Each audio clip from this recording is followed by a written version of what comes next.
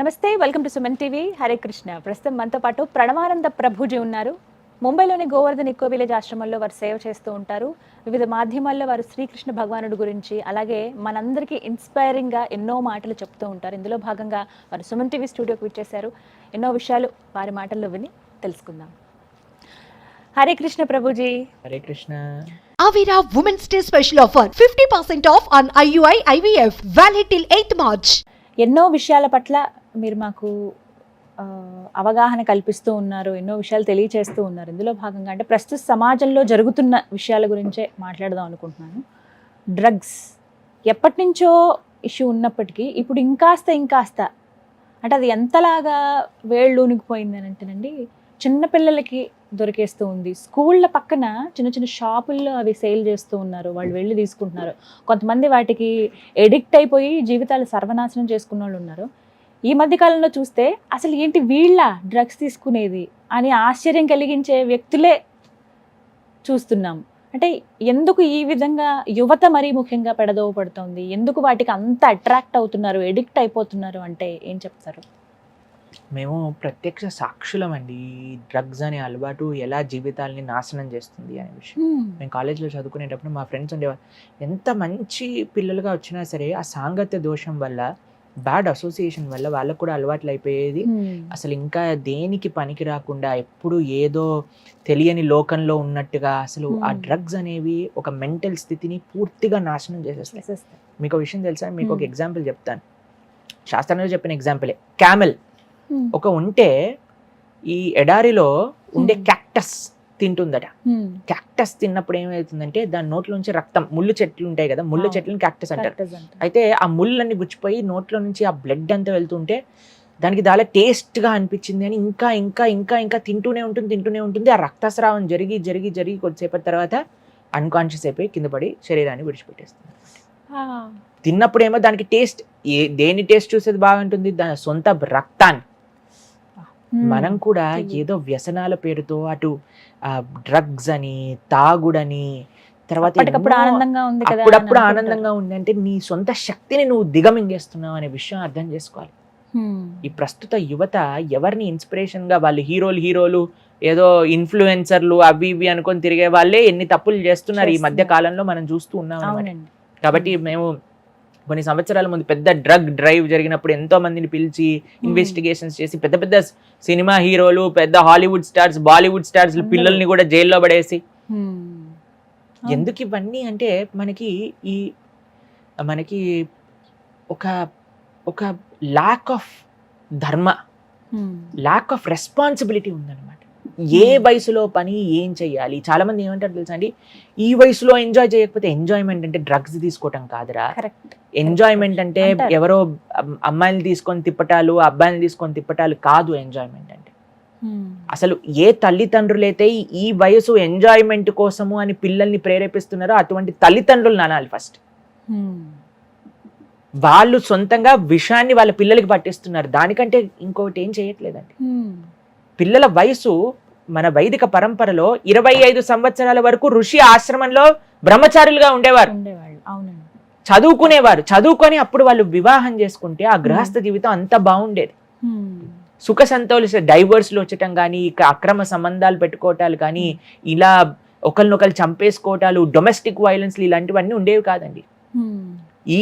ఇది ఇప్పుడు పెద్ద హైప్ అన్నమాట. ఇది ఎంజాయ్ చేయాల్సిన వయసులో ఎంజాయ్ చేయాలి, నాశనం అయిపోతాం ఆ వయసులో ఎంజాయ్ చేస్తాం అంటే అదొక కామన్ విషయం లాగా చూస్తున్నారు. అండ్ తల్లిదండ్రులు, టీచర్స్ దీన్ని నార్మలైజ్ చేయటం అనేది అన్నిటికంటే దురదృష్టవస్థితి. కాబట్టి it's not an age of ఎంజాయ్మెంట్, it's an age of tapasya. అది ఒక డెడికేషన్తో ఉండటం, ఒక సిన్సియారిటీతో, ఒక పర్పస్ కోసం డెడికేట్ అయ్యే వయసు 25 years అయ్యేంత వరకు. దాని తర్వాత ఎప్పుడైతే యూ బికమ్ మెచ్యూర్, పిల్లలకి ఏం తెలుసు అండి అసలు. ఇప్పుడు 5th class పిల్లలకి, 6th class పిల్లలకి ప్రేమలు అవి ఇవి అని తిరుగుతున్నారు. తెలిసినా మీకు? అసలు నాకు ఒకరు ఫోన్ చేశారండి. ఫోన్ చేసి, ప్రభుజీ నేను సూసైడ్ చేసుకుంటా. ఎందుకు చేసుకుంటా అంటే నా గర్ల్ ఫ్రెండ్ నాతో బ్రేకప్ చెప్పేసింది. ఎందుకు బ్రేకప్ చెప్పింది అంటే నేను దాన్ని తిట్టాను, తిడితే నాకు బ్రేకప్ చెప్పేయాలా అంటే నేను ఫస్ట్ నువ్వెవడివి తిట్టడానికి? అసలు నీకు ఏం సంబంధం ఉందండి? వాళ్ళ తండ్రికి అర్హత ఉంది, తల్లికి అర్హత ఉంది, తమ్ముడికి కదా. అన్నయ్యకి అర్హత ఉంది, కానీ నువ్వెవడా అసలు తిట్టడానికి? హ్మ్. ఫస్ట్ నీతోటి కాదు, అసలు నిన్ను చదువుకోవడానికి పంపించిన మీ తల్లిదండ్రులు అనాలి. తల్లిదండ్రులు ఏమని చెప్పి పంపిస్తున్నారండి పిల్లల్ని? అయ్యా నీకు ఇంజనీరింగ్లో మేము చిన్నప్పటి నుంచి కష్టపడి తిండి తినక ఏదో ఒకటి చేస్తూ మా మా సుఖ సంతోషాలన్నింటినీ సాక్రిఫైస్ చేసి మిమ్మల్ని పెంచి మీకు డబ్బులు కట్టి పంపిస్తుంటే ప్రేమలని, డ్రగ్స్ అని, తాగుళ్ళని తిరగటాలా మనం? హ్మ్. మా కళ్ళ ముందండి, మేము ఇంజనీరింగ్ చదివేటప్పుడే అన్నిటికంటే బాధ ఎప్పుడైనా నోటీస్ బోర్డులో పెట్టేవాళ్ళనమాట. వీళ్ళు యాక్సిడెంట్లో చనిపోయారు, ఇక్కడికి వెళ్తూ అక్కడికి వెళ్తూ. అక్కడ చెన్నై దగ్గర పాండిచేరి అని ఉండేదన్నమాట. అక్కడ అందరూ వెళ్తూ ఉండేవారనమాట, తాగడానికి, తినడానికి, వీకెండ్స్లో ఎంజాయ్ చేయడానికి. వచ్చేటప్పుడు ఆ తాగుడు మైకంలోనో, హై స్పీడ్లోనో. ఇప్పుడు ఇంకొకటి రేసింగ్ అని, చాలా ఘోరంగా ఏంటంటే ఇదంతా చేస్తున్నారు. ప్యాషన్ చిన్నపిల్లలే అన్నమాట, మళ్ళీ. ప్యాషన్. హ్మ్. ఇవన్నీ ఎందుకు వస్తున్నాయంటే మన పిల్లలకి ఒక సరైన దారి మనం చూపించలేకపోతున్నాం. హ్మ్. హై స్పీడ్ రేసింగ్లు ఏవేవో చిన్న పిల్లలకే మనం చిన్న చిన్న చిన్నవాళ్ళండి, పిల్లలకి అవును. ఫోన్లు ఇచ్చేటాలు, బైకులు కొనిచ్చేసేటాలు, కార్లు కొనిచ్చేసేటాలు. హ్మ్. తల్లిదండ్రులు ఒక నిఘా, ఒక విజన్ పెట్టకపోతే, ప్లస్ ఇది ఎంజాయ్ చేయాల్సిన వయసు కాదు. ఎక్కడ రాసుంది అసలు ఇది ఎంజాయ్ చేయాల్సిన వయసు అని? ఎక్కడైనా ప్రమాణం ఉందా మనకి? ఇది వరకు ప్రభుజీ అంటే 20 ఏళ్ళు, కనీసం 25 సంవత్సరాలు వచ్చినా కానీ అప్పుడు కానీ ఒక బైక్ కొనుక్కోవడమో లేకపోతే వాళ్ళు ఉద్యోగం చేస్తేనో అక్కడ వరకు ఉండేది. ఇప్పుడు 10th అయిపోతే చాలు వాళ్ళకి బైక్ మీకు విషయం తెలుసా, మేము ఇంజనీరింగ్ ఫస్ట్ ఇయర్ మధ్యలో మాకు స్మార్ట్ ఫోన్ కొనిచ్చారు మా నాన్నగారు. అప్పటికి. అప్పటి వరకు మాకు తెలియదు. మిగతా వాళ్ళందరూ వాట్సాప్, ఫేస్బుక్ ఇవన్నీ యూజ్. అప్పుడు మాకు అంటే వీ ఫెల్ట్ డిస్కనెక్టెడ్ అనమాట కొద్దిగా. ఆ. అంటే అప్పుడు ఎవ్రీథింగ్ వాట్సాప్ గ్రూప్ స్టార్ట్ చేయటము. అంటే ఇట్ వాజ్ ఇన్ 2013 అనుకుంటా నాకు తెలిసి. హ్మ్. సో అప్పుడు మాకు అప్పటి వరకు అప్పుడు నాకు ఇంటర్ అయిపోయేంత వరకు ఫోన్ కూడా లేదండి. హ్మ్. దాని తర్వాత ఫోన్ ఇచ్చారు, ఒక చిన్న బటన్ మొబైల్ ఉండేది. ఆ. తర్వాత రెడ్ డిగ్రీ. సెమిస్టర్ మధ్యలో అప్పుడు మా క్లాస్ గ్రూప్ తయారు చేసి టీచర్లు నోట్స్లు పంపించడం అవన్నీ ప్రారంభం అయ్యాక మేము స్మార్ట్ ఫోన్ అప్పుడు కొనుక్కున్నాం. తీసుకున్నారు. హ్మ్.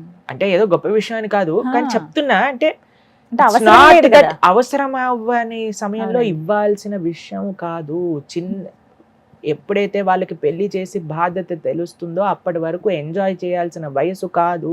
హ్మ్. అసలు మనుష్య జన్మ ఎంజాయ్ చేయడానికి కాదు, ఇది ఫస్ట్ విషయం గుర్తుపెట్టుకోవాలి. హ్మ్. మనుష్య జన్మ తరించడానికి. హ్మ్. కాబట్టి మనకి కరెక్ట్ ఇన్స్పిరేషన్స్, మన జీవితంలో ఎవరు ఇన్స్పిరేషన్గా ఉంటామో హ్మ్. వాళ్ళు చేసేది మనం చేస్తాం. హ్మ్. కాబట్టి ఇప్పుడు జనాలకి ఎవరో సినిమా హీరోలని, వాళ్ళని, వీళ్ళని వాళ్ళ ఇన్స్పిరేషన్ గా ఎవరినో తీసుకుంటారు. ఇన్స్పిరేషన్ గా తీసుకొని వాడేం చేస్తే మనం కూడా అదే చేస్తాం. ఇప్పుడు చూడండి, మాకు ఏ విషయం తెలుసు అంటే, హ్మ్. మేము ఏదైనా యూట్యూబ్ వీడియో ఆన్ చేసాం అనుకోండి, రమ్మీ సర్కిల్ అని ఒకటి వస్తుంది అనమాట. దాన్ని ప్రమోట్ చేసే వాళ్ళు తెలుసా అండి, గుట్కాలు ప్రమోట్ చేసేవాళ్ళు, సిగరెట్లని అందరూ ప్రమోట్ చేసేవాళ్ళు, celebrities ఏ. ఇలాంటి ప్లస్ వాళ్ళు ఏమంటే ఫాస్ట్ గా చెప్పేస్తారు, this game can be addictable and may cause loss of money, please be careful చెప్పేస్తాడు అనమాట వాడు. వినే వాళ్ళకి కూడా అర్థం కాదు. అసలు ఎంత సటిల్ గా మేము యాడ్స్ ని పరిశీలన చేస్తుంటా, ఎంత సటిల్ గా చేస్తారంటే అసలు ఆశ్చర్యం అనమాట. ఇవన్నీ చేసేదండి పెద్ద పెద్ద సినిమా స్టార్లు, టీవీ స్టార్లు. హ్మ్. డబ్బులకు అమ్ముడుపోయి దేశ ప్రజలందరినీ కూడా ఒక తప్పుడు దోవ పట్టిస్తున్నారు. మాకు ఒక వీడియో పంపించారు, ఒక బాలీవుడ్ హీరోయిన్, ఆవిడకి ఏదో ఇస్తారనమాట తాగమని. ఆవిడ అంటుంది, ఓ ఇందులో షుగర్ ఉంది, నేను తాగను అని చెప్తుంది అనమాట. దాని తర్వాత టీవీ యాడ్స్ కి మాత్రం కోకోకోలా, పెప్సీ వీటన్నిటికీ షుగర్ ఈజ్ వెరీ బ్యాడ్ అని చెప్తుంది ఆవిడ వరకు వచ్చేసరికి. కానీ పెప్సీ, కోకోకోలా వీటన్నిటిని ప్రమోట్ చేస్తారు. కాబట్టి వీలాంటి వాళ్ళని ఐడియల్ గా తీసుకుంటే మనం ఎక్కడికి వెళ్ళాము, ఇంకా జీవితంలో పతనం అయిపోతాం. కానీ అది కాదండి, we should have right goals. ఒక రైట్ ఆదర్శమైన వ్యక్తి మనకు కావాలి జీవితంలో. ఆ ఆదర్శాన్ని చూసుకుంటూ మనకి ఇంకా ఇంకా శక్తి వస్తుంది ఒక మంచి మార్గంలో వెళ్ళడానికి. కాబట్టి నేను ఈ ప్రస్తుత యువత, మన భారతదేశానికి అన్నిటికంటే గొప్ప సంపద ఏంటంటే ప్రస్తుత యువత. ఇంత యువత ఏ రాష్ట్రంలో, ఏ కంట్రీలో లేదట. అటువంటి యువతకి మేము చేతులు జోడించి చేసే ఒకటే ఒక ప్రార్థన, వినయంతో చేసే ప్రార్థన ఏంటి అంటే, జాగ్రత్తగా please have right inspirations in life, please have right association. తల్లిదండ్రులకి ఇంకా కాళ్ళు మొక్కైనా మేము ప్రణామం చేయడానికి రెడీగా ఉన్నాం. పిల్లలకి ఇలాంటి చెడు ఉపదేశాలు చెయ్యకండి. కాబట్టి వాళ్ళందరినీ దేశానికి ప్రయోజకులుగా మార్చండి, మన ధర్మానికి సేవ చేసుకునే వాళ్ళ మార్చండి. అదే అందరి యొక్క ప్రయత్నం అలా ఉండాలి. నిజం ప్రభుజీ, ప్రతి మాట కూడా అక్షర సత్యం, చాలా వాల్యుబుల్. ఇప్పుడు ఉన్నటువంటి జీవితమే వాల్యుబుల్. అందులో యంగర్ జనరేషన్ అనేది చాలా చాలా ఇంపార్టెంట్. మన దేశంలోనే చాలా మంది ఉన్నారు, మనం గొప్పగా చెప్పుకుంటాం కానీ చాలా మంది అవగాహన లేక జీవితాలను నాశనం చేసుకుంటున్నారు. చెడు సాంగత్యం అంటారు కదా, మెయిన్ ప్రాబ్లం అక్కడే వస్తుంది. అవన్నీ పక్కన పెట్టి మంచి మాటలు చెప్పే వాళ్ళ దగ్గర ఉండడము, అవి వినడమో చేస్తే ఖచ్చితంగా వాళ్ళ లైఫ్ బాగుంటుంది. చాలా చక్కగా వివరించారు. Thank you Prabhuji. హరే కృష్ణ.